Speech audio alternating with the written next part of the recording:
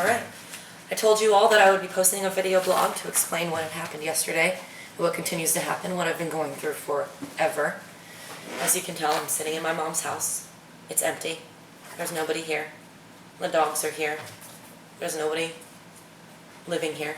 It's just a big empty house while my mom sits in jail. There's no Krista either, because she's with her dad, who is a child abuser. Alright. I was brought in to testify to the patterns of Greg Sievers and his sexually explicit behavior from my own experience as a teenage girl. In the middle of my testimony, almost each question that I was asked by my mother's attorney, Chris Klotz, was interrupted by objections, either being considered hearsay or irrelevant, hearsay or irrelevant, hearsay or irrelevant. Finally, Judge Goodman snapped. She stopped and she snapped at Chris, "What is the relevance of all these questions?" Chris stumbled on his words, and I respectfully said, "It's to show a pattern." The judge then said in a demeaning manner, "You sound like you're parroting your mother." I then said, "No, I'm just telling the truth."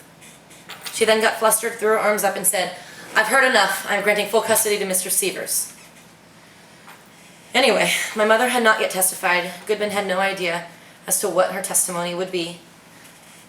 She had no idea what testimony I could possibly be parroting from my mother, since she had never even heard my mom's testimony. How much time has she spent with Airty? How much time has she spent with me? What would lead her to believe in 10 minutes that I parrot my mother? It makes no sense. Also, keep in mind that at that point, I had been the second witness that whole day. Okay? The second for the whole day. Mr. Sievers' witnesses weren't even due in for another hour. It's funny how people can recall the same thing when they're actually just simply being honest. Considering that Marcy Goodman and Greg Sievers had worked together in the past and were good buddies, as she said to my little sister in the judge's chambers, I wouldn't be surprised if Sievers had given Goodman some of the information on how to manipulate the testimony. After the judge made her decision that Mr. Sievers would get full custody, my mom then stood up and said, "I will not let my daughter go back to that child abuser, so I guess you will have to arrest me for contempt." She stood up, she put her purse on the desk, and said it simply. Goodman's deliberately provocative pronouncement evoked the exact desired reaction from my mother. As I left the room, we could all feel the sickening thud against the wall, as an unidentified female black deputy forcefully shoved Airty against the wall more than once, leading to her arrest.